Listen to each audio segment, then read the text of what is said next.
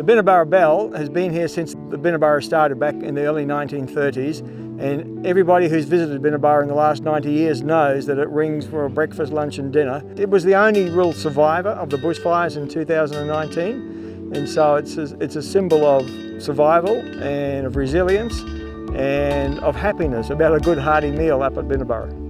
So it will have a central place in the design of the new lodge and be very visible when you first walk into the new lodge. So we're using that as a central theme.